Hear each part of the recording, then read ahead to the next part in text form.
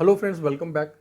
Friends, इस blog में मैं आपके साथ शेयर करने जा रहा हूँ रोमानिया की कुछ ओपनिंग्स के बारे में, लेकिन ध्यान रहे सिर्फ वही लोग अप्लाई करें जिन्होंने जेन्युइनली पहले काम किया है, और उन्हीं लोगों को प्रेफरेंस दिया जाएगा जिन्होंने स्पेशली गल्फ या ओवरसीज़ काम किया हुआ है। फ्रेंड्स, तो अगर आपके पास ओवरसीज़ एक्सपीरियंस है, अगर आपने इंडिया से बाहर काम किया है इन पर्टिकुलर डेजिग्नेशंस में जो मैं आपके साथ शेयर करने जा रहा हूँ, डिस्क्रिप्शन के अंदर ऑलरेडी सारा डिटेल आप लोग चेक कर सकते हैं। फिर भी आपकी सहूलियत के लिए मैं एक बार रीड आउट कर देता हूँ। पहला डेजिग्नेशन है यहाँ पर friends, concrete pump operators. Gulf return होना चाहिए या फॉरेन रिटर्न होना चाहिए। और सैलरीज यहाँ पर मैं यूएसडी में मेंशन कर रहा हूँ, डॉलर्स में। तो 800 यूएसडी प्लस ओवर टाइम आपको एक्स्ट्रा दिया जाएगा।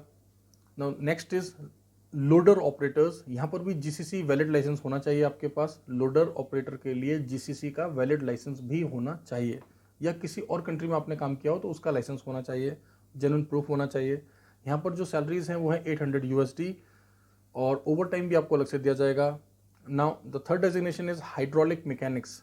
गल्फ एक्सपीरियंस कैंडिडेट्स को यहाँ पर प्रेफरेंस दिया जाएगा। आपका जो सैलरी है वो है 800 यूएसडी, और ओवर टाइम आपको एक्स्ट्रा दिया जाएगा। द फोर्थ डेजिग्नेशन जो है यहाँ पर वो है ऑटो इलेक्ट्रिशियंस।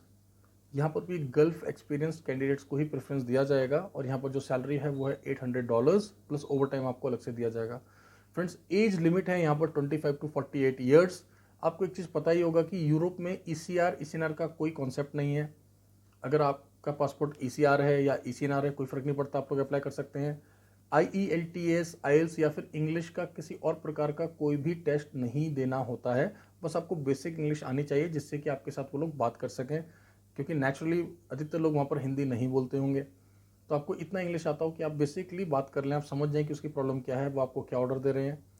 आइल्स यहाँ पर नहीं चाहिए। ईसीआर का कोई प्रॉब्लम नहीं है। सिर्फ एक ही क्राइटेरिया फ्रेंड्स, कि आपके पास जेन्युइनली किसी फॉरेन कंट्री का वर्क एक्सपीरियंस होना चाहिए, और अगर गल्फ का है तो बहुत अच्छी बात है। अगर अभी तक आपने चैनल को सब्सक्राइब नहीं किया तो इमीडिएटली इसको आप सब्सक्राइब कर लें। फ्रेंड्स, अगर आपके पास जेन्युइन वर्क एक्सपीरियंस है, आपका पासपोर्ट रेडी है, आप हमें सारे डॉक्यूमेंट्स ईमेल करते हैं, या डिस्क्रिप्शन में दिए हुए नंबर्स में किसी भी नंबर पे पहले आप बात करें वर्किंग आवर्स के अंदर, और फिर उनको आप व्हाट्सएप कर दें। अगर आपके डॉक्यूमेंट्स सही हैं, हम उनको क्रॉस चेक करेंगे, और बहुत ही ईजी सिलेक्शन है इसका।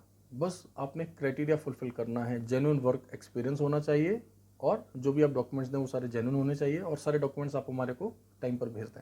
वर्किंग आवर्स में हमारी टीम को कॉल करें, उनसे प्रॉपर स्टेप्स पूछें। अगर आपने अभी तक देखा नहीं है कि रोमानिया का वर्क परमिट कैसा होता है, रोमानिया का वीज़ा कैसा होता है, तो कोई परेशान होने की आवश्यकता है नहीं। देखिए, वर्क परमिट्स रोमानिया के इजीली क्रॉस चेक करे जा सकते हैं। जैसे हम आपको वर्क परमिट देंगे, आप चाहें तो उसको एम्बेसी को ईमेल करके क्रॉस चेक करा सकते हैं कि क्या ये वर्क परमिट सही है। कोई भी डाउट होगा तो आप वर्किंग आवर्स में हमारी टीम से बात करें, उनसे पूछें कि हाँ, मेरे को ये बता दीजिए, ये स्टेप बता दीजिए, टाइम पीरियड कितना होगा, खर्चा कितना लगेगा, या अभी आप पहली बार ट्राई कर रहे हैं। देखिए, इस वाली ओपनिंग में तो एक्सपीरियंस लोग चाहिए, स्पेशली ओवरसीज़ रिटर्न लोग चाहिए, तो यहाँ तो पॉसिबल नहीं होगा। अगर आप किसी और कंट्री में अपना करियर बनाना चाहते हैं, लेट्स से आप कनाडा माइग्रेट करना चाहते हैं, और आप आप ये देखना चाहते हैं कि क्या ऑप्शंस अवेलेबल हैं, तो आप 1-to-1 मेरे साथ भी एक सेशन रख सकते हैं करियर काउंसलिंग का। आप मेरी टीम से अपॉइंटमेंट लें, एक टाइम को फिक्स करें, लेकिन नेचुरली उससे पहले आप हमारे को अपने डॉक्यूमेंट जरूर दे दें, क्योंकि पहले मैं आपके प्रोफाइल को एक बार देखूंगा, तभी मैं आपको बेहतर बता पाऊंगा कि आपके लिए क्या अच्छा है। देखिए फ्रेंड्स, किसी भी कंट्री में जाने के लिए बहुत सारे क्राइटेरियाज होते हैं। एक बजट भी एक बात होता है, और आपका आपका क्वालिफिकेशन क्या है, आपका वर्क एक्सपीरियंस क्या है, फिर वहाँ पर ओपनिंग्स हैं कि नहीं है, अवेलेबिलिटी का भी एक क्वेश्चन मार्क होता है। लाइक अब मान लीजिए आप स्विट्ज़रलैंड जाना चाहते हैं, तो स्विट्ज़रलैंड का ओपनिंग तो मैंने देखा नहीं है, बहुत रेयर ऑफ द रेयरेस्ट है। पिछले 12 साल में मैंने तो नहीं देखा अभी तक। होता होगा, आईटी में होता होगा, शायद डॉक्टर्स का होता होगा, नर्सेज का होता होगा, but I am telling you from my experience. तो आपको ये भी समझना है कि अवेलेबिलिटी है कि नहीं, आपका क्राइटेरिया फुलफिल होता है कि नहीं, टाइम पीरियड कितना लगेगा, पैसा कितना लगेगा, क्या स्टेप्स रहेगा, और रिस्क कितना इन्वॉल्व है। जैसे कई सारे कंट्रीज़ का वर्क परमिट आने के बाद भी रिफ्यूज़ल लग जाता है।